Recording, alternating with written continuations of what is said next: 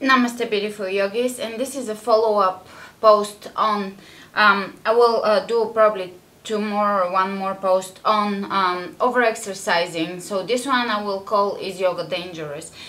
Because after I posted the over-exercising video, there was a lot of questions and a lot of people recognized themselves in within that they fit within that description of over-exercising, or they had the symptoms of over-exercising.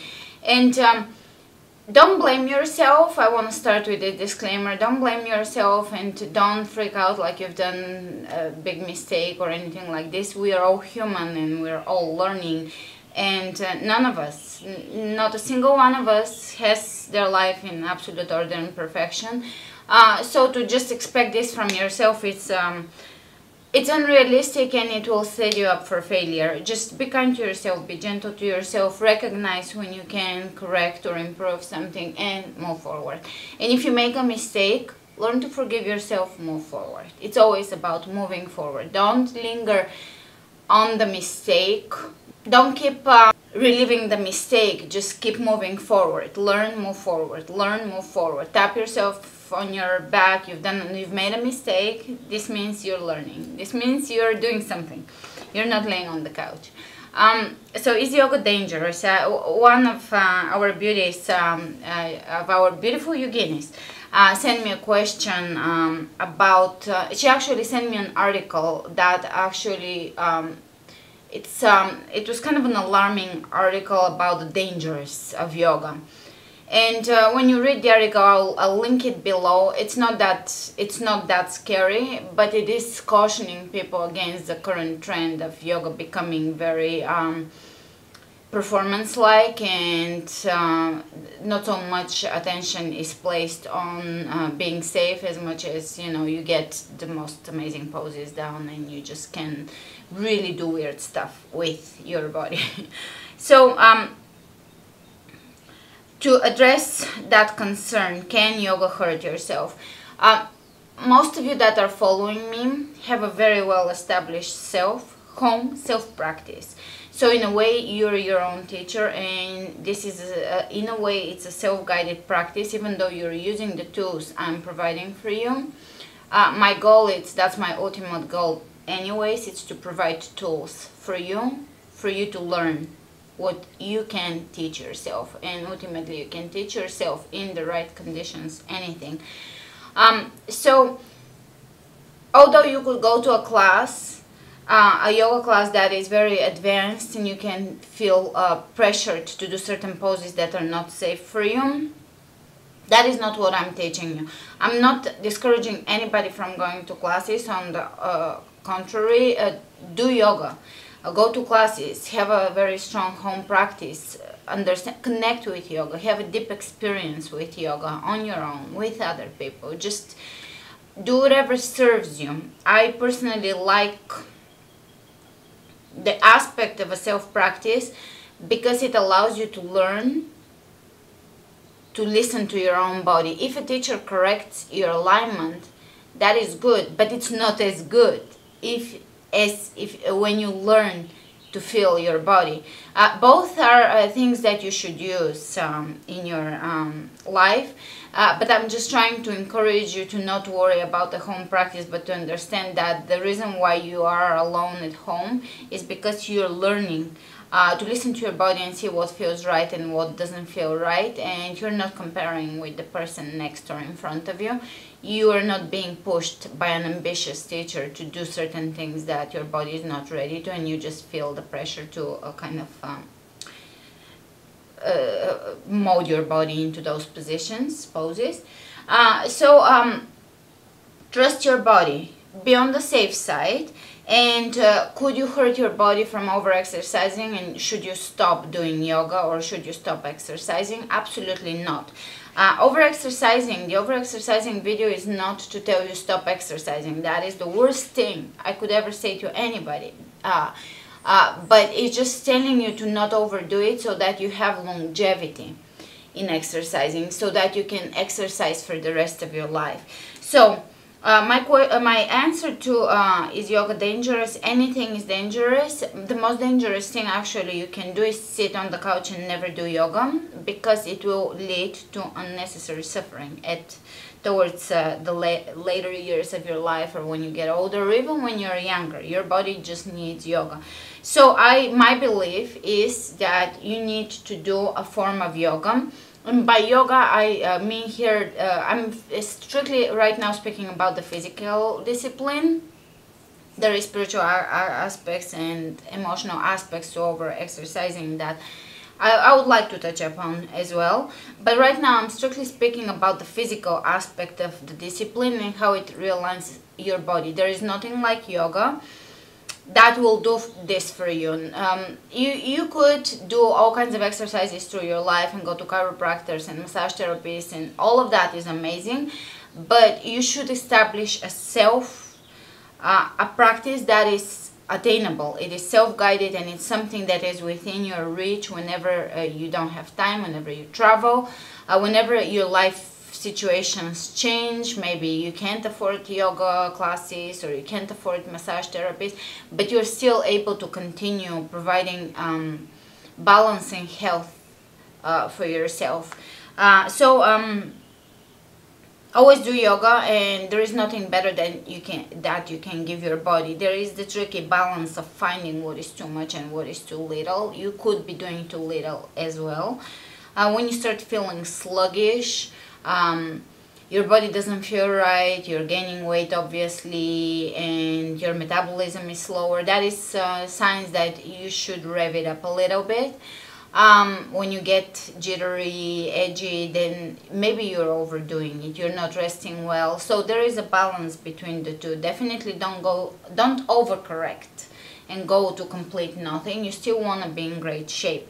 A personal story, I had mold exposure. So there was inflammation from mold exposure all over my body, throughout every single joint I have. All my joints were swollen, intense, terrible pain. So what healed me was not going to be sitting on the couch doing nothing, but I definitely couldn't do any of the stuff I was doing before that. So life forced me to correct my exercise patterns, and I didn't know what I'm gonna do from being such an active person to having to do very little. But that actually ultimately led me on the path of actually establishing interval yoga, because I found the happy medium. Basically, we are doing enough in our classes. Doing my interval yoga classes is enough. When I do a death circle workout, I definitely don't do a yoga class after. I just leave it at that and go for 2 walks that day. So I do a lot of walking, maybe other activities throughout the day in the house or whatever. But I definitely don't stack up an hour long yoga class and then an interval training session and then something else and then up. There is no need for that. And the thing is, if you do this many classes, my concern is that you're not performing the moves right, and you're not coming from a power place of executing the moves. So that is my concern. I think if you put all your strength into that one workout, you're not going to need another one. You can do something light, but don't feel obligated to do another strong class. I have to say this, if you're only exercising 3 times a week, then you are going to do longer workouts, because you're giving your body enough recovery time, and overall it kind of adds up as hours. When you back off, you will experience improvement. When I had to back off of my personal with my personal story, I basically went from an extremely fit, super active, full of energy person that I just could not stop. I was not a rester and never had any symptoms of overexercising. I was just full of energy, basically.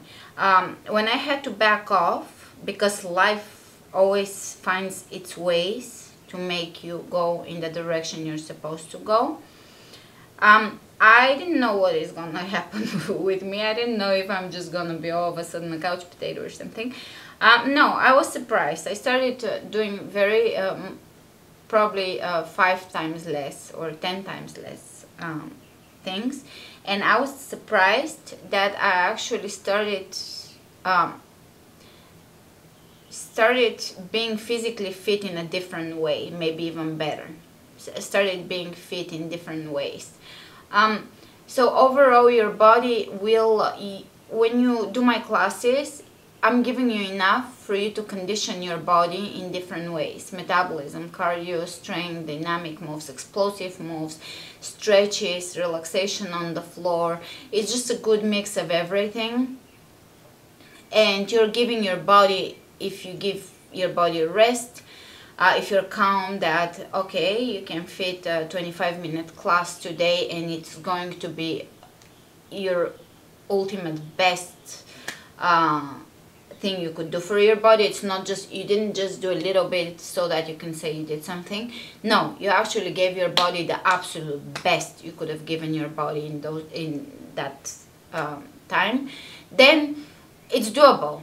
You can commit to this for the rest of your life with no anxiety, because a lot of people, and I'm going to touch upon the last one and then come back for another video on this subject. A lot of people that are over exercising, it's it's almost like an eating disorder, or it is in the same vein for some, where it is not at all related to exercising. It is more related to internal anxiety and sometimes running away from something you don't want to face. Sometimes you don't want to sit with yourself and face whatever there is that you're running from. So oftentimes just cutting back, if you're an over-exerciser for emotional reasons or fears or deep psychological issues, oftentimes when you cut back without stopping, you will notice that you're calmer and more able to deal with whatever you're healing on an emotional level, on a soul level, or on a heart-centered level. That is all I'm gonna say for now, so that I keep those videos short. I'm truly trying to keep them short and kind of pack it in. For this one, I didn't write my points down, so it's probably a little more all over the place. For the next one, I'll try to keep it short so that we can get the information in one small package, the way interval yoga is. Do enough without worrying that... Another question she asked me, could you be wearing out your joints from exercising and working out and all of that? No. You could be wearing out your joints if you're over-exercising, but you're doing more damage to your joints if you're doing nothing. So don't think that your yoga practice is damaging you or it's hurting you. Just keep learning what is the best for your body. It's extending the life of your joints, and it's giving your joints health yoga overall when done properly. On Beautiful Yogis Come Over, we are building a community where there is no competitiveness, and there is we are all concerned with growth there. We are all concerned with motivation, growth, and just finding a place of self-honesty and honesty with others, and supporting others, and just building a safe place where you don't have to compete and be anxious, where you can be you. And you can get the support you need. Be honest, be open, ask honest, open questions, vulnerable questions, and get support for it. No judgment, just get support for it. We're all human, and we are all on a path of learning more, and making mistakes is just part of the experience. It means we're actually doing something. I think I'll come back to this video again, because I feel like I only scratched the surface. I didn't cover much. So I'll come back to it, but I'll keep it at this for now. If you have questions, post them in the comments below or in Beautiful Yogis. Namaste.